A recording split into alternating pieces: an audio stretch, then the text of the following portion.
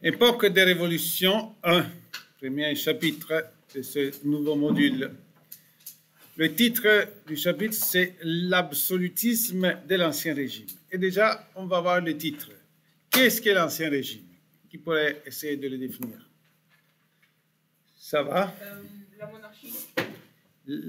Ok, c'est un régime de monarchie. Quand est-ce qu'on l'appelait comme ça? Quand la monarchie a chuté. D'accord? Ouais. Okay. Mais ceux qui le vivaient, c'était le régime, surtout en France. D'accord? Qu'est-ce qu'il y a d'absolu dans l'absolutisme? À quoi ça se réfère, ce terme? Mademoiselle Auchiche. Plus fort? Le roi avait vraiment beaucoup de pouvoir. Oui, le roi avait beaucoup de pouvoir. Tous les pouvoirs qui pouvaient, tous les points dont il pouvait s'emparer, il l'avait. D'accord? Le plus grand pouvoir possible dans ses mains. OK? Or, même si le module parle de révolution, aujourd'hui, il n'y a pas de révolution dans notre cours. Okay? Oui, il y a une petite révolte, mais pas une grande révolution. Ce qu'on va focaliser, on va présenter aujourd'hui, c'est le type de régime contre lequel les révolutions vont s'acharner. D'accord? Donc, c'est la cible des révolutions dont on parlera dans les prochains cours. Louis XIV, premier mot-clé, Louis XIV. Le roi Louis XIV, ces dates sont écrites au tableau dans notre schéma, d'accord, représente vraiment le sommet de cette tendance qui s'appelle l'absolutisme. C'est le roi vraiment qui était capable de concentrer le plus grand pouvoir possible dans ses mains. Il a hérité et il avait la personnalité pour en concentrer encore plus. D'accord? Or que Louis XIV a eu un long règne. Et il est devenu roi, en effet, à l'âge de 5 ans. Son père, Louis XIII, meurt subitement et lui devient roi. Même s'il est mineur, même s'il est un bambin encore, il a le titre de roi. Évidemment, il n'exerce pas le pouvoir à 5 ans. C'est sa mère, Anne d'Autriche, qui sera la régente, celle qui exerce le pouvoir, et avec le cardinal Mazarin, dont on parlera tantôt. Mais lui reçoit toute une formation pour exercer un jour ce rôle de roi. Et dans sa formation, il y a beaucoup de sport, comme exercice vraiment à être un guerrier, parce que le roi est aussi le chef de l'armée. Il fera beaucoup d'équitation. Il étudie aussi, ça a l'air que c'est une passion personnelle pour lui, l'histoire. D'accord? Donc, dès son enfance, Louis XIV reçoit l'idée qu'il est roi des droits divins. D'accord? Que la monarchie française avait cette conception des droits divins. C'est-à-dire que c'était une dynastie royale, c'était un pouvoir. Le rôle d'être roi venait directement de Dieu. Le roi est choisi par Dieu pour exercer. Et ceci donne une extrême responsabilité à celui qui est roi. D'accord? Et en effet, le roi de France reçoit une formation aussi en théologie, d'accord, aussi en religion, aussi approfondie qu'un prêtre, aussi approfondie qu'un évêque. Et en effet, la cérémonie de consacration du roi, on dit en français le sacre du roi, qui avait lieu dans la cathédrale de Reims, d'accord, est très similaire à le rituel d'ordination, le rituel de consacration d'un évêque. C'est les premiers mots-clés. Questions, commentaires.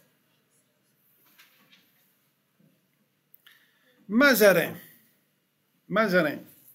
trop tard ça va. Mazarin était le premier ministre du roi. D'accord, c'était un Italien, Mazzarino, c'était son nom, Mazarin francisé. Et il est un grand allié politique de la mère de Louis XIV, la régente. d'accord? Et il exerce le pouvoir déjà avec beaucoup d'autorité et de fermeté. Et Mazarin est aussi le parrain de baptême, mais aussi le tuteur du jeune roi, celui à qui est confiée son éducation. Et il l'accompagne, il le fait assister à des réunions, d'accord? Il fait en sorte que Louis XIV, les jeunes rois, les rois enfants et puis adolescents, puissent assister à sa façon de gérer le pouvoir. Il entraîne au pouvoir. Mais surtout, il lui transmet une idée qui sera toujours bien présente aussi dans le règne de Louis XIV. Et l'idée, c'est qu'il faut mettre à l'écart les nobles. Il faut exercer le pouvoir sans se laisser influencer par cette classe sociale qui revendique plus de participation, et c'est à ce moment la noblesse. Pendant son enfance, le jeune roi Louis XIV assiste à une révolte des nobles, qui passera à l'histoire sous le nom de la Fronde. D'accord? Vous savez c'est quoi la fronde? C'est un instrument pour lancer des pierres, non? Cette révolte-là a pris la forme du lancement des pierres. D'accord? Que les nobles qui n'étaient pas d'accord avec Anne d'Autriche et Mazarin, d'accord, quand ils passent, ils lancent des pierres parce qu'ils se sentent écrasés dans leurs droits. Ok, imaginez donc qu'un jour que cet roi, enfant d'une dizaine d'années, se trouve dans la voiture, dans la carrosse, dans le calèche royal, lui, sa mère, son tuteur, et on entend tous les coups de pierre qui sont lancés sur la voiture. Imaginez la terreur qu'il devait avoir eue. Une chose est sûre, que quand il exercera le pouvoir, il va appliquer à la lettre le conseil de Mazarin de mettre à l'écart les nobles. Question? Ça va? Oui, dans le premier mot-clé, c'est quoi le nom de la cathédrale? Je vais l'écrire ici. Ça s'appelle Reims, mais c'est une... Voilà. On prononce Reims. C'est une des plus belles cathédrales de France. Là où il y avait eu le baptême de Clovis, c'est là que tous les rois français ont été consacrés, ont été nommés. Oui, Rafiou, prends des notes, ta feuille est blanche. Est-ce qu'elle est toujours genre là? Oui, bien sûr, c'est une magnifique cathédrale. J'ai mes premières études en français, en immersion, c'était dans cette ville-là, c'est aussi la ville du Champagne. Et dans la cathédrale, il y a pendant l'été des spectacles de lumière où il présente le rituel de consacration du roi. C'est extrêmement intéressant, beau à voir, intéressant. Le roi Soleil, c'est comme ça qu'on a appelé aussi, on a nommé Louis XIV. Pour deux raisons. Parce que quand il était jeune roi dans la cour royale de Versailles, il s'est exhibé dans une pièce de théâtre où et il a dansé, d'accord, il était un excellent danseur, il a dansé en représentant le soleil, habillé en soleil, en représentant le soleil dans cette pièce de théâtre.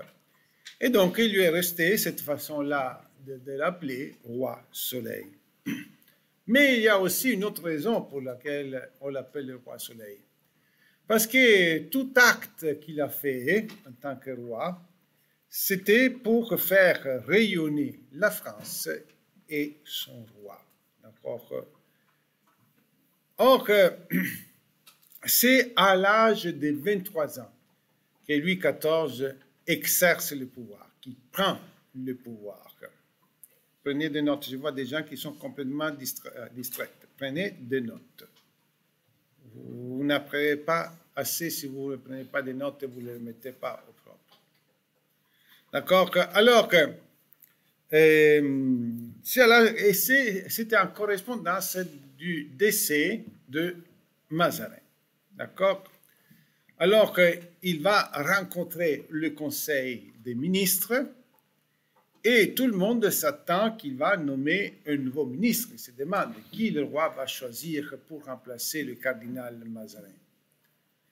À la surprise générale, il ne nomme personne comme Premier ministre. Il va exercer cette fonction-là lui-même. Il va être donc le Premier ministre de lui-même, pas d'intermédiaire donc dans l'exercice du pouvoir. Et pendant sa vie, il s'occupera, sa première préoccupation, ça sera toujours l'exercice du pouvoir.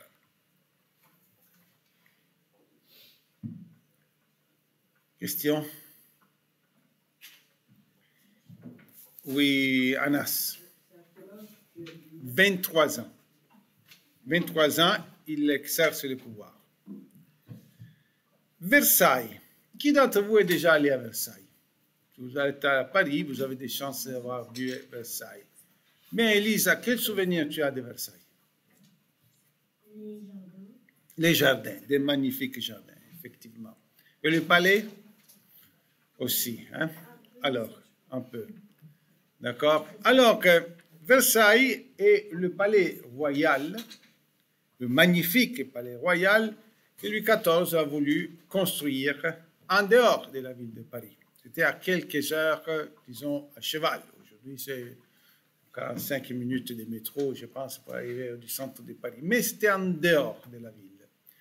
Là où il y avait avant un château où certains de la cour royale, le roi et son père, et certains de la cour allaient pour faire de la chasse, lui, il le transforme dans la résidence principale de la royauté.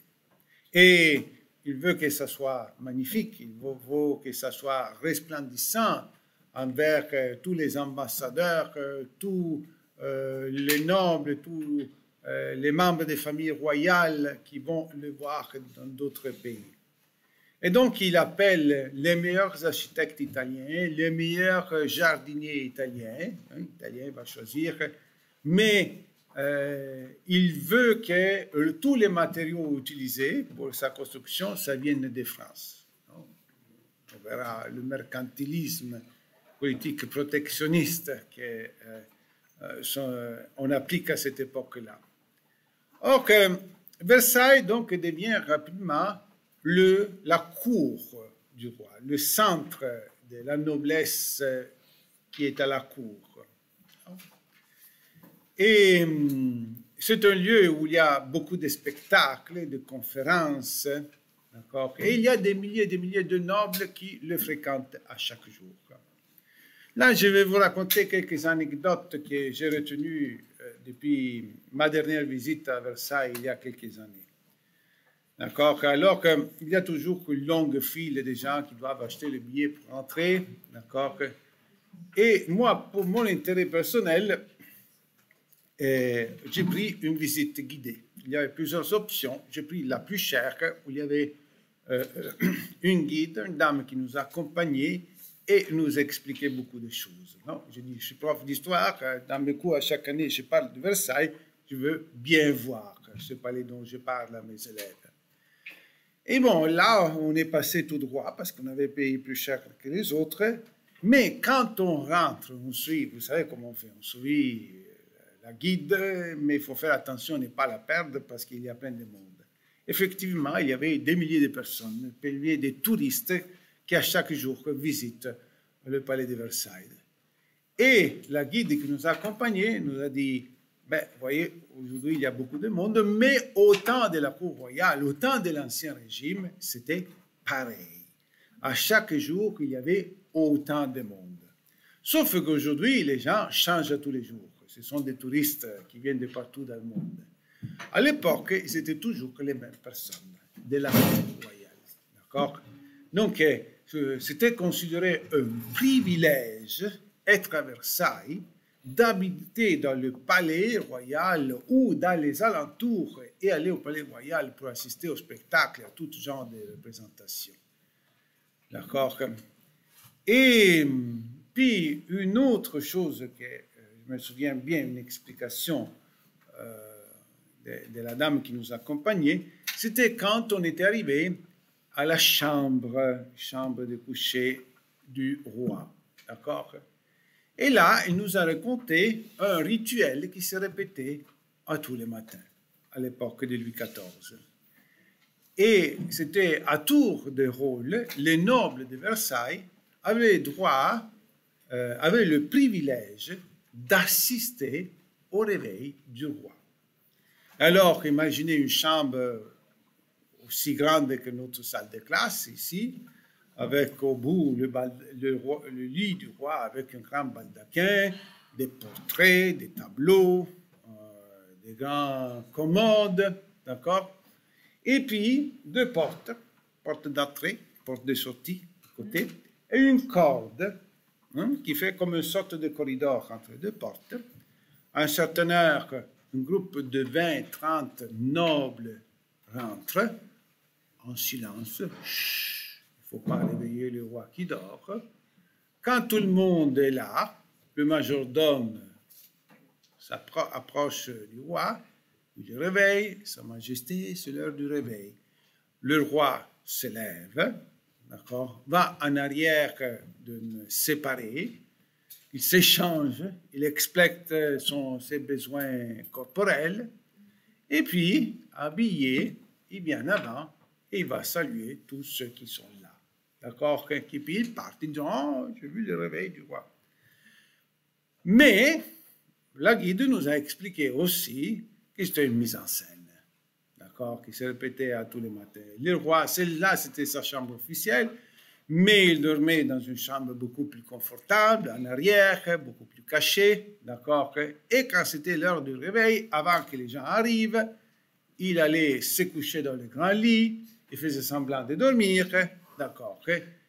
Alors que tout ceci nous démontre qu'il avait transformé Versailles et aussi sa vie et la vie de tous les membres de la famille royale en une espèce de télé-réalité antelitram, avant que ce terme-là existe, d'accord, avait transformé sa vie en spectacle.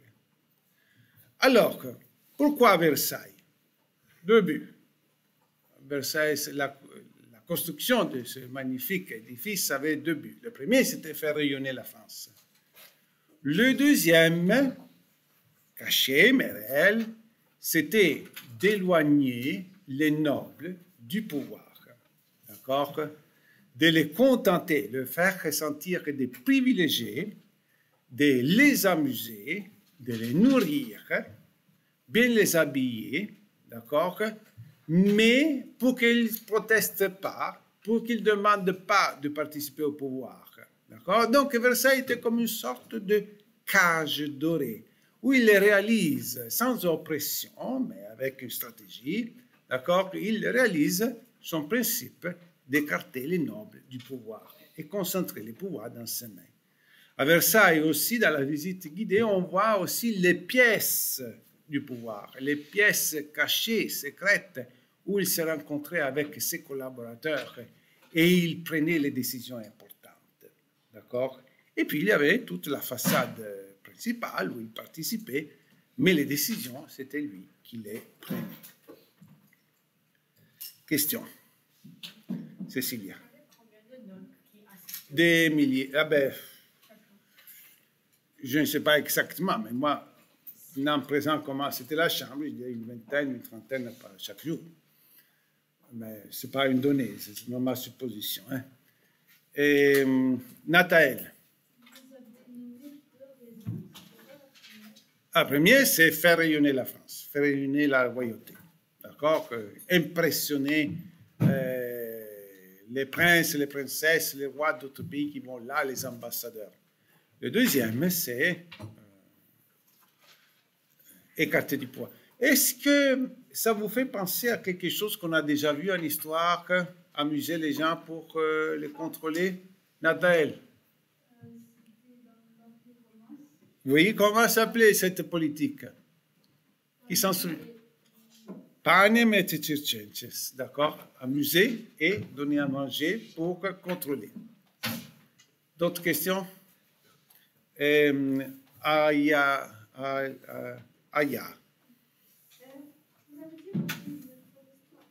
Parle plus fort. Je n'ai pas compris, désolé. Les nobles, surtout les nobles de Paris. Il y avait deux grands types de nobles, les nobles de la cour et les nobles des régions, dont on parlera. L'État, c'est moi. Est-ce que Louis XIV a vraiment dit cette phrase? Peut-être que oui, peut-être que non. Une chose est sûre, cette phrase le représente, d'accord? Le représente parfaitement. Cette phrase est l'expression la plus significative de ce qui est l'absolutisme. Le roi se considère lui-même l'État, d'accord? Or, et tout ce qu'il a fait, c'était pour renforcer les pouvoirs du souverain. Pour faire cela, entre autres, il devait limiter le pouvoir des nobles qui étaient en région. Donc, on a vu ce qu'il a fait pour ceux qui étaient à Paris. Il a transformé, ils étaient déjà des parasites, les nobles de la cour, il les a rendus encore plus parasites, mais il les a neutralisés. Maintenant, les nobles qui sont en région, les comtes, les ducs, les marquis, d'accord, qui administrent les différents territoires éloignés de la capitale, ils ont des nobles qui se transmettent donc ce pouvoir de père en fils. Et certains sont bons, c'est ce pouvoir-là, d'autres sont moins bons. Alors que lui, qu'est-ce qu'il fait? Il donne dans les régions, il institue, il existait déjà, mais il va renforcer cette catégorie de fonctionnaires qui s'appelle les intendants. Les intendants, ce sont des fonctionnaires qui exercent le pouvoir au nom du roi dans les régions et aussi dans les colonies. Les nobles, ils sont des nobles, ils se retrouvent là. Les intendants, nobles ou pas nobles, la plupart étaient nobles aussi, mais ce sont des gens choisis directement par les rois, d'accord, pour leur capacité ou pour leur affinité avec la politique du roi, d'accord. Parmi les intendants, il faut en nommer un qui a été extrêmement significatif, qui a joué un rôle vraiment principal dans l'histoire du Canada, à l'époque de la Nouvelle-France, qui a été le grand intendant qui a développé le plus le Canada, en termes démographiques et économiques. Oui, Rifat. Non, Colbert, ce n'était pas un intendant. Oui. Et non, Jacques Cartier. Alors, le nom, ça va vous sonner très familier. Il y a une station de métro, un marché, et Jacques Coutu. Jean Talon. Non, Jean Talon n'a pas fondé une station de métro, rue ou un marché. Jean Talon, c'était le premier intendant de Louis XIV qui est venu en Nouvelle-France. D'accord, c'est celui-là qui a beaucoup favorisé la croissance démographique du Canada, cette colonie qui avait de la peine à se développer, d'accord, à être habitée. Lui, il a fait venir comme beaucoup de gens, il a enrôlé des soldats, il a défendu des Amérindiens, puis il a convaincu des soldats de France de s'établir ici, d'accord, et surtout il a fait arriver quelque chose qui était extrêmement nécessaire pour peupler. Les femmes, d'accord, les filles du roi, d'accord. Or, Jean Talon, c'était personne choisie par Louis XIV, d'accord. Or, une autre chose que, on va mettre les dates que Jean Talon était intendant de la Nouvelle-France à deux reprises. Okay, 1665-1672. En peu d'années, il a vraiment laissé une trace fondamentale à l'époque de la colonie. Donc, Louis XIV n'a jamais convoqué les États généraux. Oui, je vais l'écrire. Il n'a jamais convoqué les États généraux. Ce nom-là nous deviendra très familier dans quelques cours, vous verrez. D'accord? Qu'est-ce que ce sont les États généraux? C'était une sorte de parlement qui existait en France depuis le Moyen-Âge. Parce qu'au Moyen-Âge, les rois n'avaient pas autant de pouvoir. D'accord? Et surtout, ils n'avaient pas autant d'argent. C'était les chefs de guerre. C'est au fil du temps qu'à partir de l'année 1000 du bas Moyen-Âge que les rois vont avoir de plus en plus de pouvoir de leurs mains. On arrive au XVIe, XVIIe siècle à l'absolutisme. Mais en origine, le roi, s'il devait collecter plus d'argent, avait besoin de l'approbation du peuple pour mettre une nouvelle taxe, ou pour convaincre les nobles à sortir un peu de l'argent qu'ils obtenaient par l'agriculture, par les redevances du système féodal. Et les États généraux, c'était une triple assemblée de ceux qui étaient les classes sociales officielles de la France. Le clergé, n'oublions pas que c'était une monarchie de droit divin, donc les prêtres, les évêques avaient toujours leur mot à dire, les nobles, et puis le tiers-État qui étaient tous les autres. Bon. Pour prendre des grandes décisions, le roi devait convoquer les États généraux, faire une grande discussion, il allait connaître quelle était la situation de son royaume, comment les gens le pensaient, et puis le roi prenait les décisions. Bon, Louis XIV lui dit, moi je n'ai pas besoin de convoquer les États généraux, je sais ce que mon peuple veut. Il ne les a jamais convoqués. Les autres rois, il les convoquait pendant leur règne 2, 3, 4 fois, d'accord? Lui, jamais. Mais en fait, quand il était enfant, Mazarin avait convoqué les États généraux, mais il n'exerçait pas encore. Il était roi, mais il n'exerçait pas encore le pouvoir royal. Il ne les a pas abolis non plus. D'accord? Donc, c'était une façon pour dire comment, ce qui est l'absolutisme. Question? Oui, Rafio. Est-ce que vous pouvez répéter c'est quoi les États généraux? Qui va le répéter pour moi? Ça va, approche ici, qu'on enregistre ta voix, explique ce qui sont les États généraux. Viens ici. Ben, c'est comme des assemblées des trois classes sociales, donc les clergés, les nobles et les autres. Et donc, pour prendre une décision importante, le roi devait convoquer, il n'est pas obligé, mais il pouvait convoquer les États généraux pour savoir l'opinion du peuple. Et Louis XIV ne les a jamais convoqués parce qu'il savait ce que son peuple veut. Mais il ne les a pas abolis. Ouais. Excellent. Merci. D'autres questions? Prochain mot-clé, Colbert. Colbert était le ministre des Finances et de la Marine. Donc, de la Marine. Donc, ça veut dire qu'il administrait tout le budget de l'État, tout l'argent de l'État, qui était l'argent du roi. Il n'y avait pas de différence entre l'argent de l'État et l'argent du roi. D'accord? Et en même temps, étant ministre de la Marine, il gérait aussi la relation avec les colonies. D'accord? Colbert, c'est aussi une très grande personnalité, un ministre de Louis XIV. Et en fait, c'était le seul ministre, la seule personne en qui Louis XIV avait vraiment confiance. Le seul qui pouvait prendre des décisions, disons, de façon autonome par rapport au roi, qui avait une très grande marge de manœuvre. Tous les autres, en effet, on ne peut pas les juger comme, on peut pas les considérer comme des collaborateurs, mais dans un système absolutiste, tous les autres, ce sont des serviteurs du roi, d'accord? Ils doivent tout simplement réaliser la décision du roi. Ici, par contre, Colbert prenait ses propres décisions, d'accord? Donc, Colbert est aussi un économiste, quelqu'un qui a élaboré une théorie pour expliquer comment l'économie fonctionne et comment gérer. La doctrine de l'économie de Colbert s'appelle mercantilisme. Mercantilisme. Et maintenant, on va définir ce qu'est le mercantilisme. Selon le mercantilisme,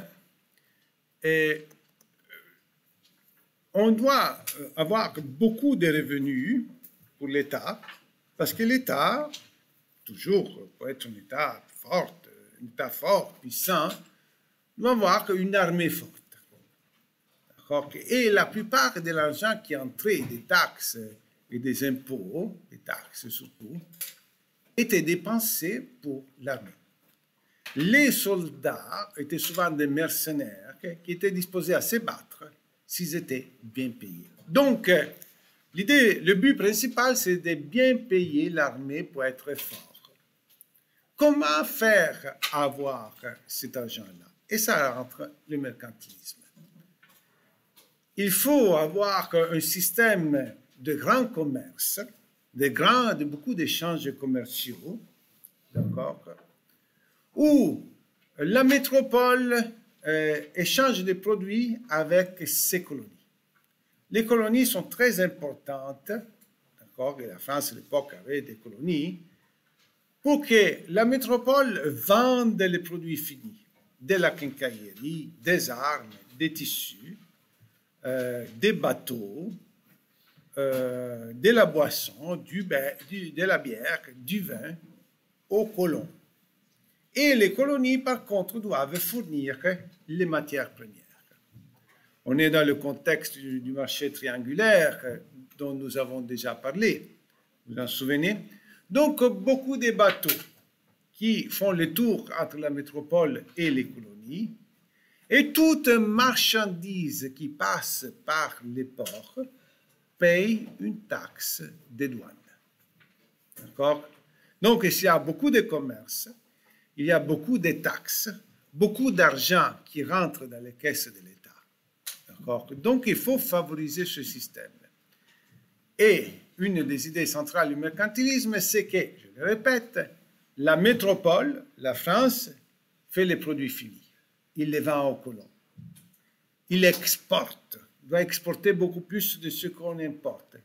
Et les colonies exportent les matières premières, que ce soit le coton, que ce soit la canne à sucre, que ce soit la fourrure, que ce soit le bois qui vient du Canada.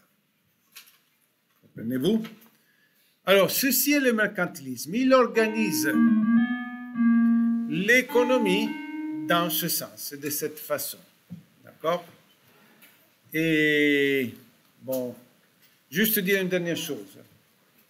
Ça ne sera pas long. Jean Talon, qui avait comme objectif celui-là de développer la Nouvelle-France, avait établi au Canada des usines pour la construction des bateaux et des brasseries pour développer économiquement le Canada. Et ça sera pour cette raison que Colbert va le renvoyer. Parce qu'il ne veut pas que le Canada se développe dans les produits finis. Il veut seulement que le Canada achète la bière, achète les bateaux et vende le bois, la fourrure. On terminera au prochain cours. Merci.